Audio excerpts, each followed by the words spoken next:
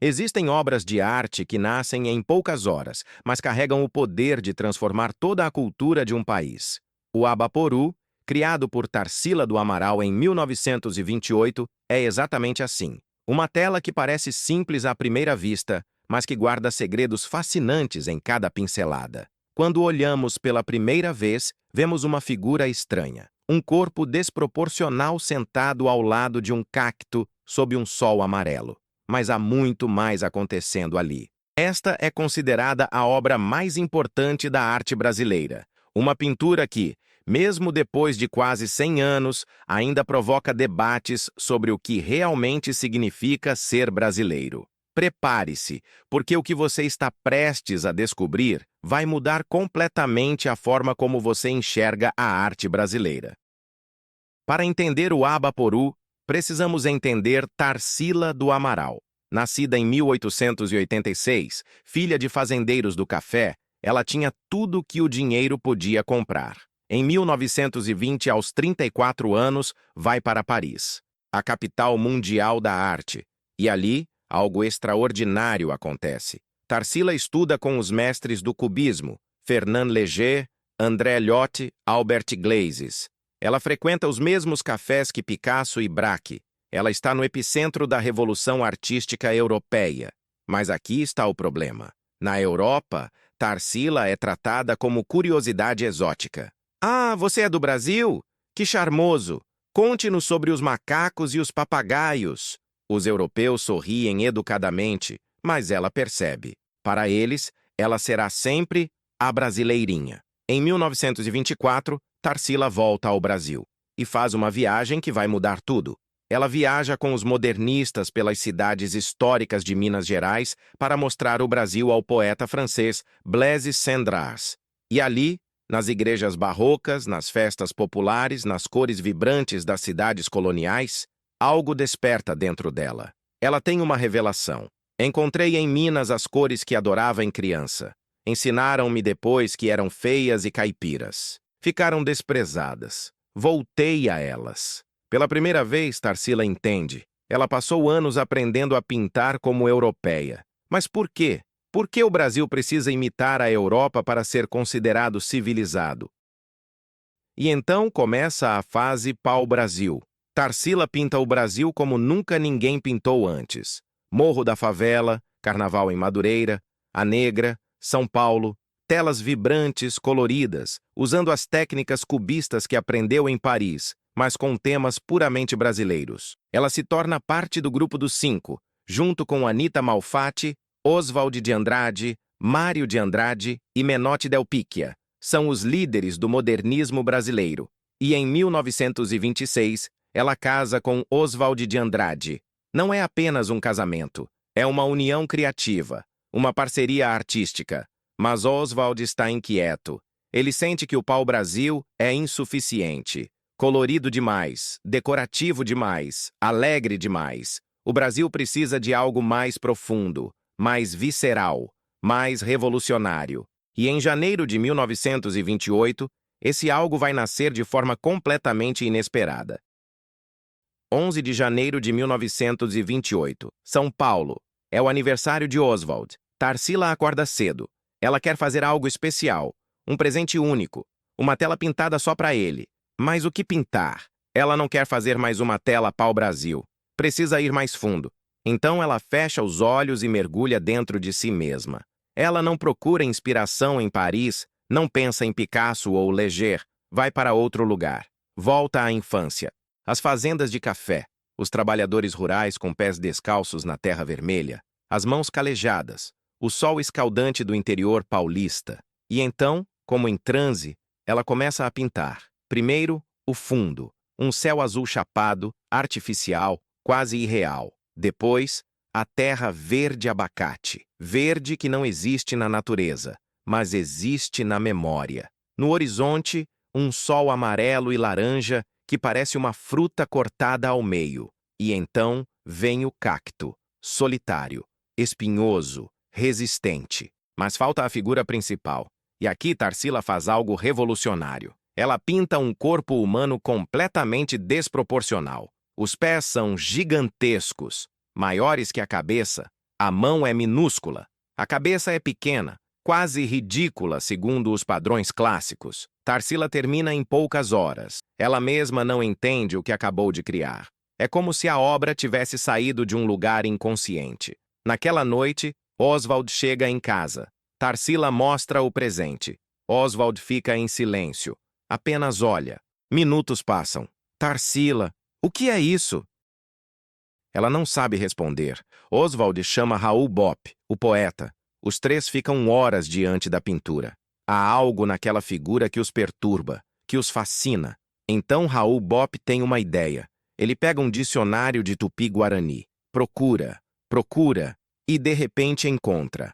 Abá, homem poru, que come abaporu, o homem que come. E naquele momento, os três têm a mesma revelação. Eles entendem tudo. O homem que come, o homem que devora. Oswald começa a andar pela sala cada vez mais animado. É isso.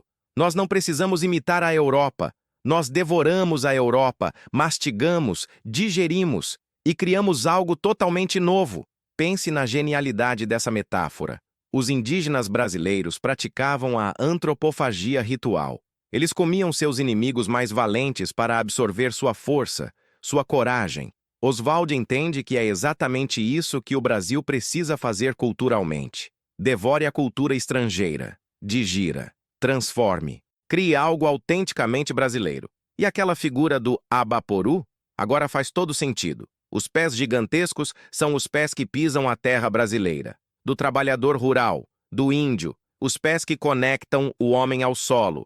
A mão pequena não é fraqueza, é recusa. A mão que não vai construir réplicas de catedrais europeias. A cabeça pequena não é o intelecto europeu que importa, é o corpo, a presença física, a conexão com a terra. Aquela figura sozinha ao lado do cacto não é um homem, é o Brasil. Nu, cru, sem maquiagem, sem europeização. Uma semana depois, em maio de 1928, Oswald publica o Manifesto Antropófago. A primeira frase é genial. Tupi or not Tupi, that is the question. Uma paródia de Shakespeare. Veja a inteligência. Ele está devorando Shakespeare, transformando-o em algo brasileiro. E o abaporu se torna o símbolo visual dessa revolução. A pintura que nasceu como presente vira o ícone de uma nova forma de pensar o Brasil. Mas agora vem a parte fascinante. Porque Tarsila não para no abaporu. Em 1928 e 1929, ela cria outras obras-primas da fase antropofágica. A lua, o lago, o sono, sol poente, pinturas oníricas, surreais, onde cactos parecem animais, onde o mundo parece um sonho febril. E em 1929, ela cria Antropofagia, uma obra ainda mais ousada. Ela pega a figura de A Negra, que havia pintado em 1923, e funde com o abaporu. Dois corpos se entrelaçam. É a síntese perfeita do movimento antropofágico. Nessas obras, Tarsila estava absorvendo não só o cubismo de Leger e Picasso, mas também o surrealismo. Ela estava literalmente praticando a antropofagia cultural, devorando influências europeias e transformando em algo novo. Mas a história não tem final feliz. Em 1930, Tarsila e Oswald se separam. O casamento que parecia perfeito termina em amargura. Tarsila viaja para a União Soviética. Fica fascinada pelas ideias comunistas. 1933. Ela é presa pela ditadura de Getúlio Vargas. Uma artista da elite, presa como subversiva.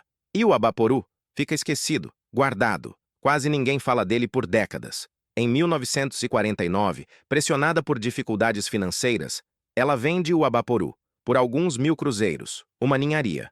A obra sai do Brasil. Tarsila morre em 1973, aos 86 anos. Reconhecida como importante artista, mas sem ver o verdadeiro impacto do abaporu. E então, em 1995, acontece o extraordinário. Um leilão em Nova York. Christie's. O abaporu entra em leilão. Valor final: $1,5 milhão. Na época, o recorde absoluto para uma obra latino-americana. Quem comprou? Eduardo Costantini, um bilionário argentino. No Brasil, a reação foi de choque. Como deixamos nossa obra mais importante ir embora? Hoje, o abaporu está no Malba. em Buenos Aires. Valor estimado? Mais de 40 milhões de dólares. É a obra de arte brasileira mais valiosa que existe. E aqui está a ironia mais fascinante. O Abaporu, que simboliza a identidade brasileira, a recusa em ser colonizado, não está no Brasil, está na Argentina. É trágico? Sim, mas também é perfeitamente antropofágico. A obra transcendeu fronteiras, foi devorada por outro país, transformada em símbolo latino-americano. Mas deixa eu te contar algo que poucos sabem. Embora o original esteja na Argentina, a influência do Abaporu no Brasil nunca morreu. Pelo contrário, hoje, o Abaporu é a imagem mais reproduzida da arte brasileira. Está em camisetas, canecas, livros didáticos. Toda criança brasileira cresce vendo essa figura estranha. Em 2012, o Google fez um doodle homenageando Tarsila. Qual imagem escolheram? O Abaporu. Em 2019, a Mangueira fez um desfile sobre arte brasileira. Qual obra estava no carro alegórico? O Abaporu. Tarsila venceu. Aquela figura que os europeus achariam feia virou o símbolo visual do Brasil. Não o Cristo Redentor, não o Carnaval, o Abaporu. E a mensagem dela continua relevante, talvez mais do que nunca. Porque hoje, quase 100 anos depois, o Brasil ainda está respondendo aquela pergunta: o que é ser brasileiro? Ainda tentamos equilibrar influências externas com identidade própria. Ainda lutamos para não copiar servilmente. Ainda buscamos devorar, digerir, transformar. E talvez, cada vez que olhamos para aquela figura estranha, aqueles pés gigantescos, aquela solidão ao lado do cacto, estamos sendo lembrados de algo fundamental. Nós não precisamos de permissão para ser quem somos. Abaporu, 1928. Óleo sobre tela. 85 x 73 centímetros. Uma pintura feita em poucas horas. Um presente de aniversário que virou manifesto. Um símbolo que transcendeu sua época. Hoje, aqueles pés gigantescos continuam pisando forte. Aquela mão pequena continua tocando a terra. Aquele sol tropical continua iluminando. E nós, brasileiros, continuamos aprendendo a lição que Tarsila nos deixou naquele janeiro de 1928. Nós não precisamos imitar. Nós devoramos, transformamos, criamos. E você? Quando olha para o Abaporu, o que você vê? Uma figura estranha e desproporcional? Ou um espelho refletindo quem realmente somos? Deixe sua opinião nos comentários. E se você gostou dessa história fascinante sobre a obra mais importante da arte brasileira, não esquece de se inscrever no canal. Tem muito mais mistério e arte vindo por aí. Até o próximo vídeo.